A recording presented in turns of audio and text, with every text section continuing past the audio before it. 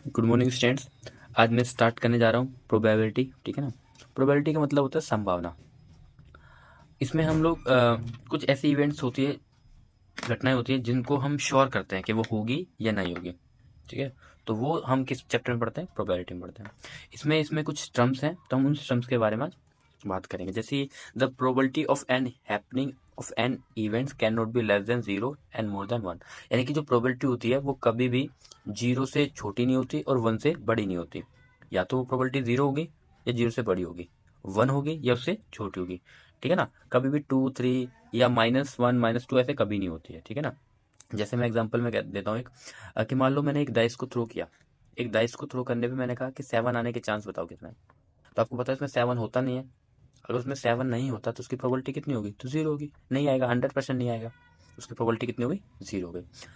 इसी प्रकार एक कोइन है, कोइन पर दोनों जगह हेड है। मैंने इसको टॉस किया और आपसे पूछा कि प्रोबेबिलिटी बताओ हेड आने की। तो आपको पता है कि हेड 100% हेड ही आएगा, तो उसकी प्रोबेबिलिटी कितनी हो जाएगी? 1। क्योंकि 100% प्रोबेबिलिटी, 100% श्योर है कि वन ही हेड ही आएगा। ठीक है। अब उसमें नेक्स्ट चीज है कि सर्टेन इवेंट किसे कहते हैं। तो सच event when probability is one. एक ऐसी घटना जिसकी प्रोबेबिलिटी वन हो। जैसे कि मैंने आपको बताया है ना, कि अगर मान लो कि एक डाइस है, उस डाइस पे मान लो सभी फेस पे 6 6 लिखा हुआ है। ठीक है। और मैंने कहा कि 6 के आने की प्रोबेबिलिटी बताओ। तो आपको पता है कि 6 के आने की प्रोबेबिलिटी कितनी होने वाली है? 6 के आने की प्रोबेबिलिटी कितनी हो जाएगी? 1 हो जाएगी। क्यों? क्योंकि आपको पता है कि 100% वही आएगा। ठीक है, बिकॉज उस पर 6 लिखा हुआ है। तो ये कैसी इवेंट्स हो गई? सर्टेन इवेंट्स हो गई, ऐसी घटना हो गई। एक होता है इम्पॉसिबल इवेंट। ऐसी इवेंट जिसकी प्रोबेबिलिटी जीरो है। जैसे मैंने आपको एग्जांपल दिया कि एक डाइस को थ्रो किया जाता है तो 7 आने की प्रोबेबिलिटी बताओ। तो वो इवेंट इम्पॉसिबल इवेंट है कि हो ही नहीं सकती है। ठीक है। नेक्स्ट है complementary event for an event A. Complementary event किसे कहता है? ठीक है।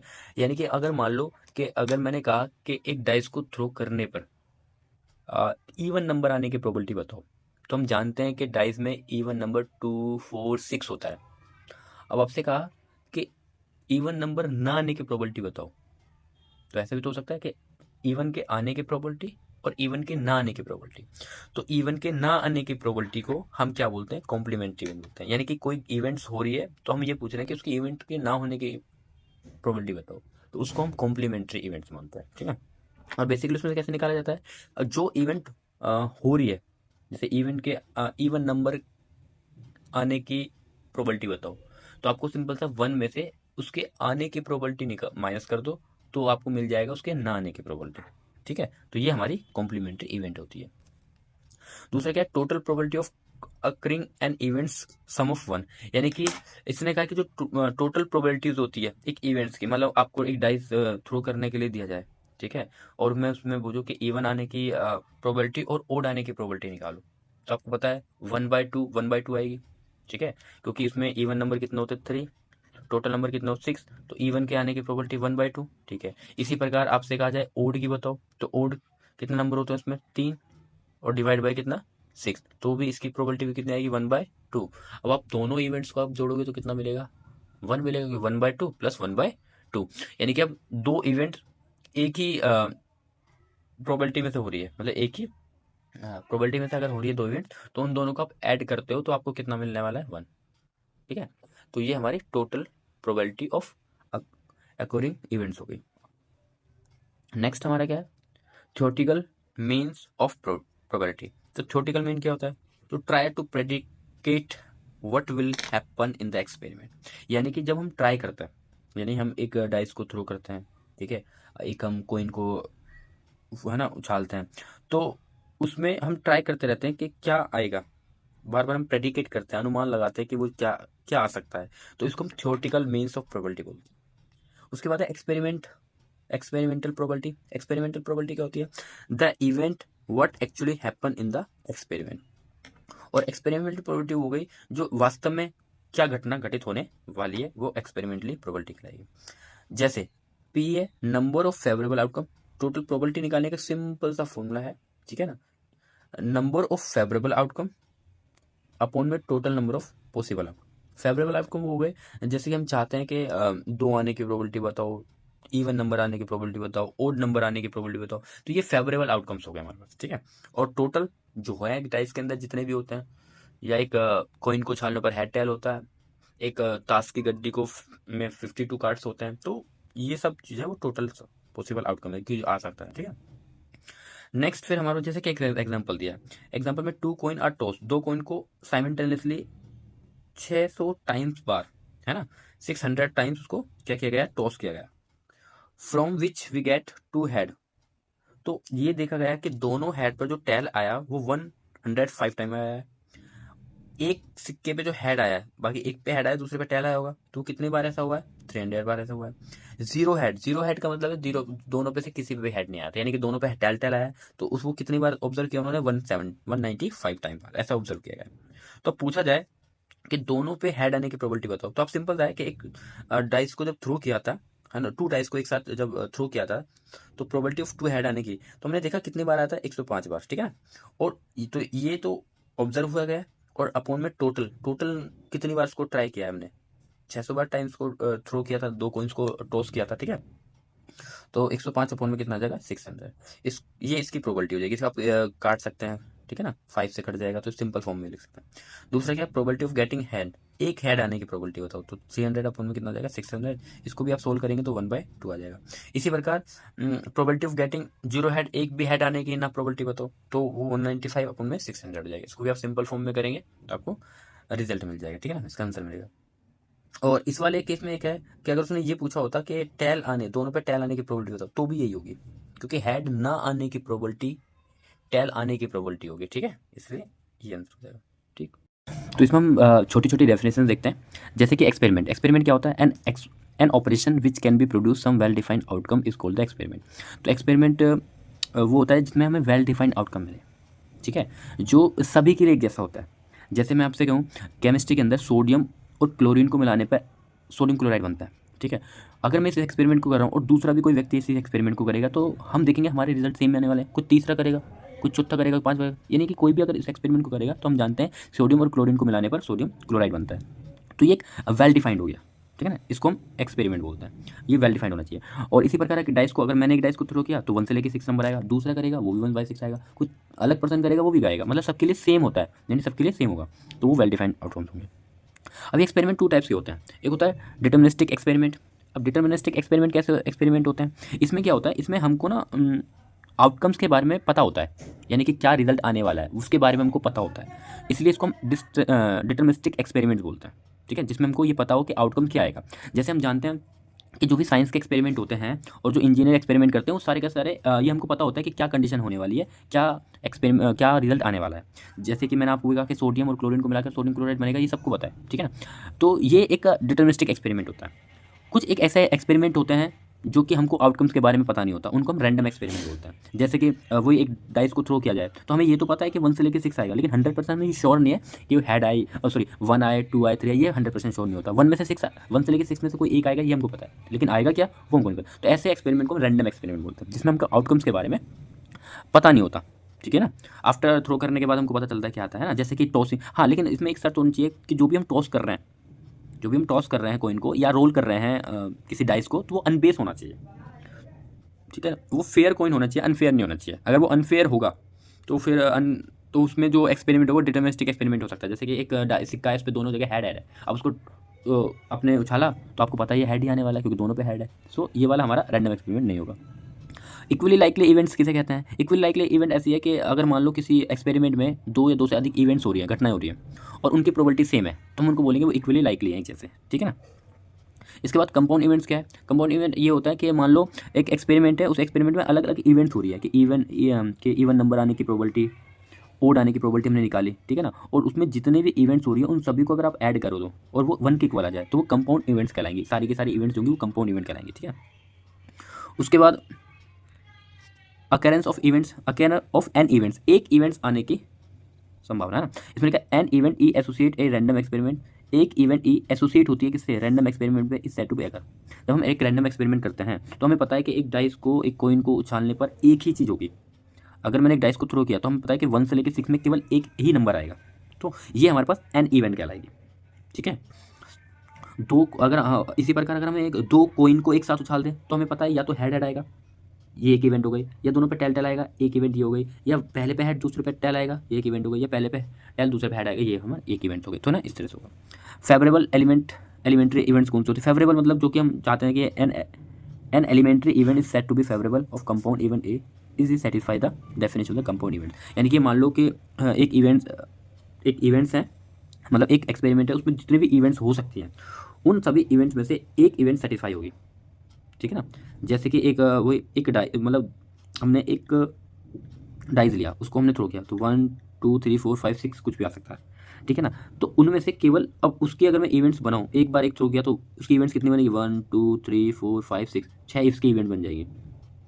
दो डाइस को एक साथ थ्रो करेंगे तो 36 इवेंट्स बनेंगे।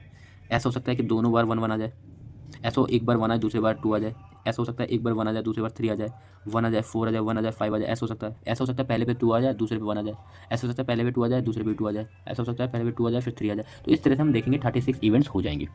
तो वो सारी की सारी इवेंट्स को अगर मैं सेपरेटली बनाऊँ तो कंपाउंड इवेंट्स हो गए। अब हमको पता है कि डाइस को अगर दो डाइस को एक साथ थ्रो करेंगे तो एक ही ऐसा होगा, उन 36 में से एक इवेंट्स आएगी, तो वो एन क्या कहलाएगी? फेवरेबल इवेंट्स कहलाएगी, ठीक है।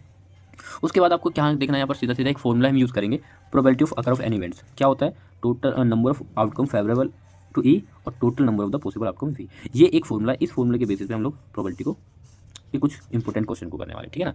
चलिए, तो फर्स्ट क्वेश्चन है, if an event can not occur then its probability. यानी कि अगर कोई घटना घटित नहीं होती तो उसकी प्रोबेबिलिटी कितनी होती है? तो आंसर 0 होती है, ठीक है। तो इसका ऑप्शन कौन जाएगा? 0 जाएगा, क्योंकि वो कैन अगर होगी नहीं, प्राप्त नहीं होगी। जैसे एक डाइस को वही थ्रो किया गया, 7 आने की प्रोबेबिलिटी बताओ, तो 7 आ सकता है? नहीं आ सकता ना, तो वो अगर हो ही नहीं सकता, तो इसलिए वो क्या कहलाएगा? उसकी जो प्रोबेबिलिटी होगी 0 जाएगी। अगले में लिखा हुआ है, which of the following can not B probability of any event. इनमें से कौन सी इवेंट्स नहीं हो सकती? तो 1/3, 0/0.1, 3% और 3/6, 17/6। तो देखो, हमेशा याद रखना इसमें कौन सी प्रोबेबिलिटी नहीं हो सकती। 1/3 चल जाएगा, क्योंकि हमेशा डिनोमिनेटर वाला जो नंबर होता है ना, न्यूमरेटर वाला जो नंबर होता है वो डिनोमिनेटर से हमेशा छोटा होना चाहिए, तो ये पॉसिबल है। इसको देखो, इसको अगर मैं पॉइंट हटा के नीचे 10 करूंगा तो 1/10, ये भी पॉसिबल है। 100 3% लिखा है तो 3 अपॉन में कितना हो जाएगा? 100। तो ऊपर वाला नंबर जो है न्यूमरेटर, वो भी डिनोमिनेटर से क्या है? छोटा। तो इन तीनों केस में डिनोमिनेटर बड़ा है न्यूमरेटर से, इसीलिए ये जो है ये इवेंट्स हो सकते हैं। बट 17/16 ये नहीं हो सकता, क्योंकि ऊपर वाला जो न्यूमरेटर है वो क्या है? नीचे वाले नंबर से बड़ा है, इसीलिए ये वाले इवेंट्स नहीं हो सकती, ये वाला प्रोबेबिलिटी नहीं हो सकती, ठीक है ना। इस बात को भी याद रखें। तो ऐसे सिंपल सा क्वेश्चन है, 2024 में क्वेश्चन आया हुआ है, बहुत बेसिक क्वेश्चन है। बस आपको क्या देखना है? आपको यही चेक करना है कि डिनोमिनेटर जो है वो न्यूमरेटर से क्या होना चाहिए? बड़ा होना चाहिए, तो फिर वो प्रोबेबिलिटी हो सकती है। तो ये ऑप्शन नंबर डी नहीं होगी। An event is very likely unlikely to happen, it's possible is closest is. तो अब इसमें ये पूछा है कि इसमें कौन सी प्रोबेबिलिटी सबसे क्लोज है। तो आप देख लो, ये है, इसमें यही है, क्योंकि 0.00001 ये सबसे क्लोज जा रही है, ठीक है। ये वाली 0.01, 0.01, फिर 0.1। तो यहाँ इनमें से सबसे छोटी जो सबसे पास में लाइकली अनलाइकली हैपन्स है वो कौन सी है? ये, ठीक है ना। अनलाइकली मतलब नहीं हो सकती, ये बहुत जल्दी से हो सकती है, अभी ये नहीं है। तो इसमें ऑप्शन नंबर क्या हो जाएगा? ए हो जाएगा। उसके बाद क्या है अगला? इसमें पूछा है, if the probability of an event P. अगर मान लो एक इवेंट्स की प्रोबेबिलिटी पी है, then the probability of its complementary event. मैंने क्या बोलता आपको? कॉम्प्लीमेंट्री इवेंट कैसे निकालते हैं, यानी कि उस इवेंट्स के ना आने की प्रोबेबिलिटी बता दो। तो आने की प्रोबेबिलिटी पी है, ना आने की हो जाएगी, तो ना आने की 1 में से आने की प्रोबेबिलिटी माइनस कर दो, तो 1 माइनस पी हो जाएगा। देखो ये वाला ऑप्शन है ना, ये नहीं होगा। 1 में से उसके आने की प्रोबेबिलिटी माइनस कर दो, ना आने की प्रोबेबिलिटी हो जाएगी, ठीक है। तो option number C is correct हो जाएगा, ठीक है। इस प्रकार नेक्स्ट 5 है। 5 में लिखा है, P A is defined as the probability of any event A. अब इसने कहा कि इनमें से कौन सा ऑप्शन करेक्ट। तो मैं आपको बताया था, प्रोबेबिलिटी हमेशा 0 से बड़ी होती है और 1 से छोटी होती है। प्रोबेबिलिटी में से 0 छोटी, तो आंसर है नहीं। ए से बड़ी 1 से बड़ी नहीं, तो कौन सा ऑप्शन नंबर आएगा? सी। इसमें क्या है? माइनस में भी नहीं होती, तो कौन सा आएगा? ये option number C is correct. तो ये चीजें छोटी छोटी चीजें आपको याद रखना।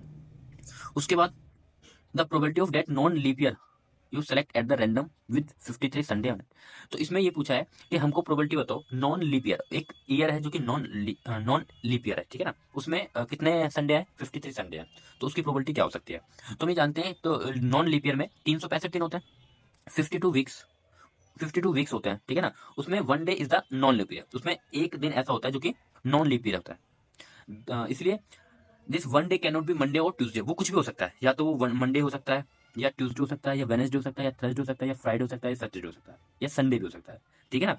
इसीलिए events occurring Sunday off 1 possibility, 7 possibility है ना। तो उसकी कितने पॉसिबिलिटी, उसमें कितने टोटल नंबर कितने हो सकते हैं? 7 हो सकते हैं। और संडे कितनी बार आएगा? एक बार, तो इसलिए 1/7 इसका ऑप्शन हो जाएगा, ठीक है। 1/7 का, क्योंकि एक बार 7 डेज में एक संडे होता है, और डिवाइड बाय टोटल कितने डेज होते हैं? 7, तो उसकी प्रोबेबिलिटी कितनी हो गई? 1/7, ठीक है ना। तो नॉन लीप ईयर वाला है।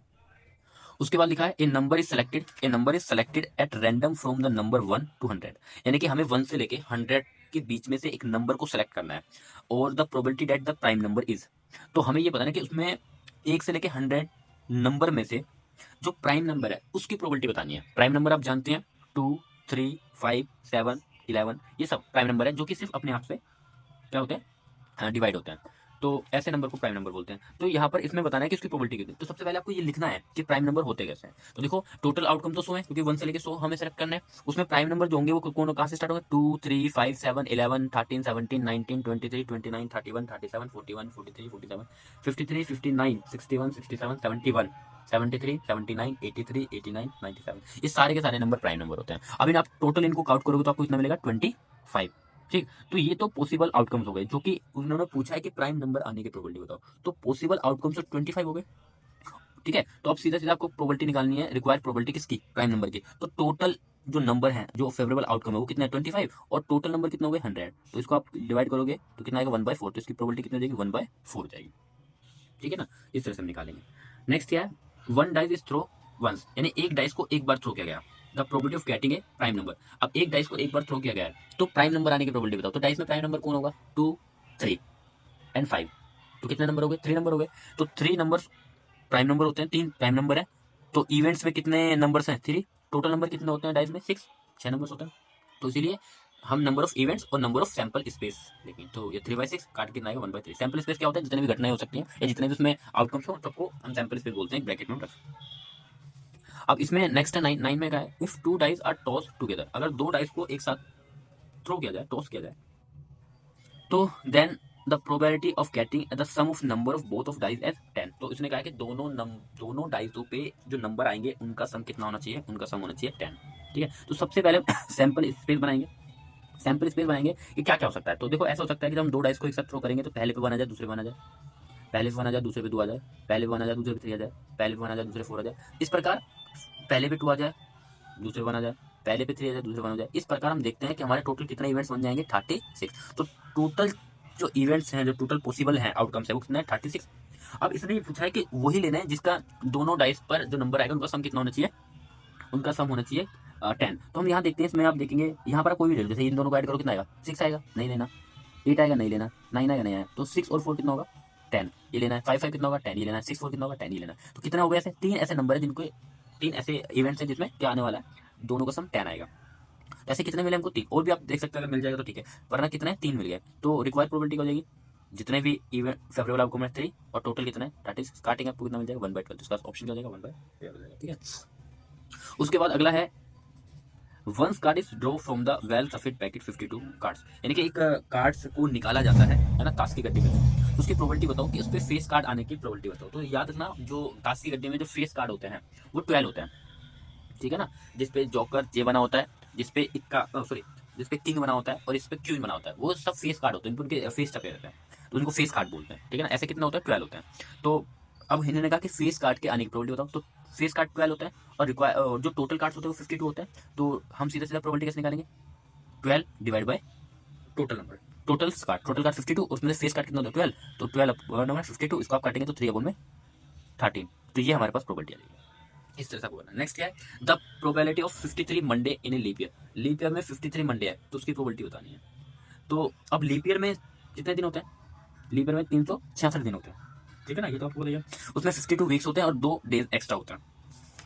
तो इसमें अब हमें निकालनी है कि उसमें 2 दिन एक्स्ट्रा होने वाले हैं, तो यार संडे मंडे हो सकता है, मंडे ट्यूसडे हो सकता है, थर्सडे वेडनेसडे हो सकता है ना, कोई भी हो सकता है इनमें से। तो फेवरेबल आउटकम कितना हो गए 2, बाकी जो 2 बचे, तो टोटल पॉसिबल आउटकम कितना हो गए 7, क्योंकि एक डेज में कितना है 7, तो प्रोबेबिलिटी कितनी हो गई 2/7, तो ये हमारे पास ऑप्शन है। वेरी शॉर्ट का ये नेक्स्ट क्वेश्चन है, इफ पीई एक इवेंट्स दे रखी है 0.05, what is the probability of not E. तो इसने क्या कहा है कि ई इवेंट्स ना आने की प्रोबेबिलिटी बताओ। देखो ई के आने की प्रोबेबिलिटी दे रखी है, ई के ना आने की प्रोबेबिलिटी बतानी है। मैंने आपको पहले बताया कि 1 माइनस करके करेंगे। तो प्रोबेबिलिटी ऑफ नॉट ई अगर आपको निकालना है तो 1 माइनस प्रोबेबिलिटी ऑफ ई, तो 1 और पी कितना है 0.05, तो 0.05 रखेंगे, और 1 में से 0.05 को माइनस करोगे तो आपको कितना मिलेगा 0.95 आ जाएगा। ठीक है, तो hence the probability of event is 0.95, तो इसकी प्रोबेबिलिटी हो जाएगी। नेक्स्ट क्या देखो, इसमें लिखा है a bag contain cards which are numbered from 2 to 90। तो एक बैग है, उस बैग के अंदर 2 से लेके 90 कार्ड्स हैं और उन सभी कार्ड्स पे नंबर्स लिखे हुए हैं 2 3 4 5 इस प्रकार। और एक कार्ड्स को रेंडमली निकाला जाता है, यानी बिना देखे उसमें से एक कार्ड को निकाला जाएगा। Find the probability of draw card that the BF 2 digit number. तो हमको ये देखना है कि वो जो दिखेगा वो 2 डिजिट का नंबर होना चाहिए। तो हम ये देखते हैं कि कार्ड्स जो है वो 2 से 90 2 से लेके 90 तक नंबर्स लिखे हुए कुछ कार्ड्स है उसके अंदर। टोटल नंबर ऑफ कार्ड जो है उसमें कितने होंगे? 89 होंगे, क्योंकि 2 से स्टार्ट हो रहा है, 1 तो है ही नहीं। ठीक है, 1 तो है ही नहीं, तो उसमें 1 से लेकर 90 में से 1 हटा दो, कितना हो जाएगा? 89 हो जाएगा। तो 89 उसमें कार्ड्स हैं। अब जिस पर दो डिजिट वाले नंबर कहाँ से स्टार्ट होते हैं? 10 से लेके कहाँ तक? 90 तक सारे 2 डिजिट वाले नंबर हैं। तो टोटल नंबर कितने हैं? 10 से लेकर 90 तक 81 नंबर हो जाएंगे। ठीक है, तो रिक्वायर्ड प्रोबेबिलिटी क्या हो जाएगी? टोटल नंबर कितना है एलिमेंट्स मतलब इवेंट्स में? 81, और टोटल कितना है? 98 89। आप इसको डिवाइड करके सॉल्व कर लेंगे अगर एक 3 से कट जाता है तो, वरना ये हमारा आंसर हो जाएगा। ठीक है, तो उसकी प्रोबेबिलिटी हो गई 81 अपॉन में 89। इस तरह से नेक्स्ट क्वेश्चन में लिखा हुआ है अंकुश का toss two different coins simultaneously, यानी अंकुश का 2 कॉइन्स को टॉस करती है साइमल्टेनियसली एक साथ। Suppose that one coin is 1 and second coin is 2। पहला कॉइन 1 है और दूसरा कॉइन क्या है? 2 है, 2 रुपए का है। But is the probability getting the at least 1 head. तो कम से कम एक हेड आने की प्रोबेबिलिटी होती है। ठीक है, तो हम देखते हैं कि जब दो कॉइन को टॉस करेंगे एक साथ तो क्या क्या आ सकता है। तो हम ये जानते हैं कि हम जानते हैं यानी दोनों पे हेड आ सकता है, या पहले पे हेड दूसरे पे टेल आ सकता है, या पहले पे टेल दूसरे पे हेड आ सकता है, या दोनों पे टेल टेल आ सकता है। ठीक है, तो let E be the events of getting at least 1 head. और उसने पूछा कि कम से कम एक हेड आने पे, तो कम से कम एक हेड ज्यादा ज्यादा कितना? दोनों पे आ जाए तो भी अच्छा, लेकिन कम से कम एक तो आना चाहिए। तो कितने कितने इवेंट्स हो गए? एक तो ये हो गई कि भाई हेड हो गए। एक ये भी है, इसमें कम से कम एक हेड आ रहा है। ये भी कम से कम एक हेड आ रहा है, लेकिन इसमें हेड नहीं आ रहा। तो हमारे कितने फेवरेबल आउटकम्स हो गए? 3। और टोटल कितने आउटकम्स है? 4। तो प्रोबेबिलिटी कैसे निकालेंगे? फेवरेबल आउटकम 3 और टोटल आउटकम 4, तो 3/4 is the probability of this question. ठीक है, so students, now I am taking question number 4। A bag contain 5 red ball and some blue ball. एक बैग के अंदर 5 लाल बॉल है और कुछ ब्लू बॉल्स हैं। ठीक है ना। If probability of drawing a blue ball from the bag is thrice the red ball of, यानी इसने कहा जो प्रोबेबिलिटी है ब्लू बॉल की, है ना, वो रेड बॉल की प्रोबेबिलिटी से कितनी गुनी है? 3 गुनी है। तो बताओ उसमें कितनी बॉल्स हैं। तो हमने मान लिया कि बैग के अंदर ब्लू जो बॉल्स हैं वो x है। देन टोटल बॉल्स हमारे पास कितनी हो जाएगी? 5 तो ऑलरेडी थी, 3 उसके अंदर एक्स उसके अंदर और आ गए, तो कितने हो गए? या जो ब्लू थी कितने हो गई? 5 + x। टोटल बॉल जो हो गए वो 5 + x हो गए। ठीक है, अब इसने कहा कि प्रोबेबिलिटी ऑफ ब्लू बॉल जो है ना, वो इक्वल है 3 times of probability of red ball. ठीक है, अब रेड बॉल की प्रोबेबिलिटी कैसे निकालोगे? तो रेड बॉल टोटल कितनी है? 5। अब यहाँ पर रख दो आप। पहले गिवन दैट ब्लू बॉल की जो ब्लू बॉल है उसकी जो प्रोबेबिलिटी है वो ब्लू बॉल x है और टोटल बॉल कितने? x + 5। इसी प्रकार 3 इंटू में रेड बॉल की प्रोबेबिलिटी क्या है? रेड बॉल कितनी है? टोटल 5, और डिवाइड बाय टोटल बॉल्स कितनी है? 5 + x। बस आपको इसको सोल्व करना है। तो ये x + 5 से 5 + x से 5 + x चला जाएगा, तो x इक्वल टू में 3 इंटू में 5 हो जाएगा, यानी 15। तो यानी कितने उसके अंदर बॉल्स हैं? 15 उसके अंदर बॉल्स हैं। ठीक है, ये so now I am taking long answer type question. ठीक है, जिसमें लिखा हुआ है 3 unbiased coin are toss together. 3 unbiased coin को हम क्या करते हैं? थ्रो करते हैं। ठीक है, 3 कॉइन को एक साथ थ्रो करते हैं। Find the probability of getting. तो इन सब की प्रोबेबिलिटी आने की, मतलब इन सब की प्रोबेबिलिटी आपको बतानी है।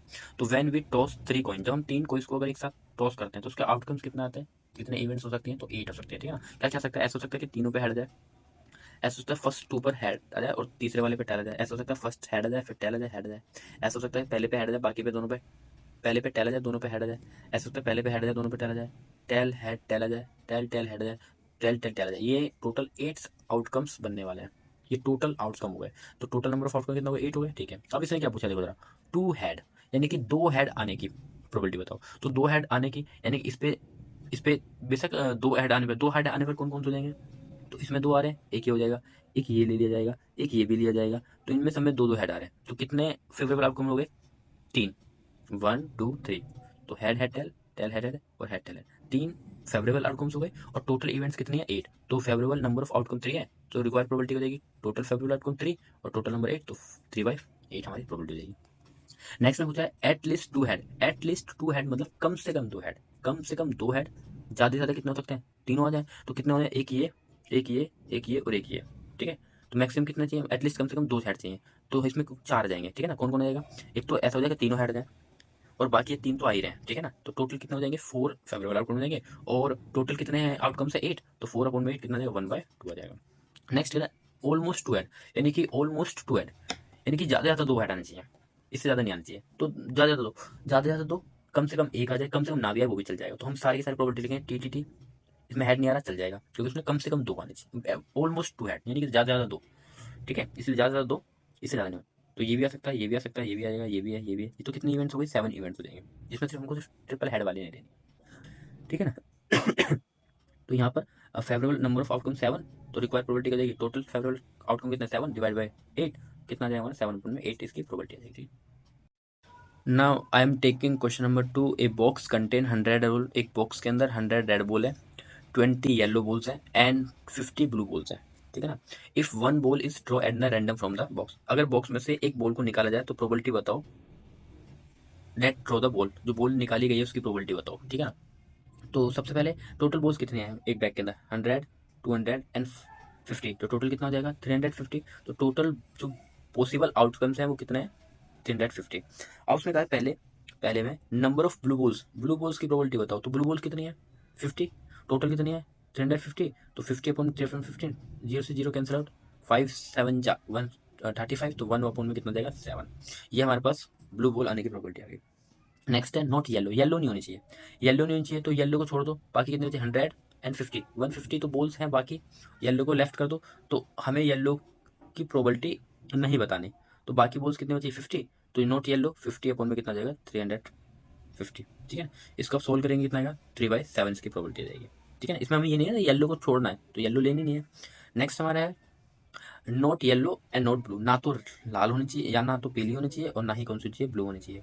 तो फिर हम उसमें सिर्फ बची कौन रेड, तो टोटल फेवरेबल आउटकम कितना है 100 और डिवाइड बाय कितना आ जाएगा, डिवाइड बाय कितना हो जाएगा 350। इसको सोल्व करेंगे तो कितना आएगा 2 अपॉन में 7। तो ये इजी क्वेश्चन है जो आप कर सकते हैं। ठीक है।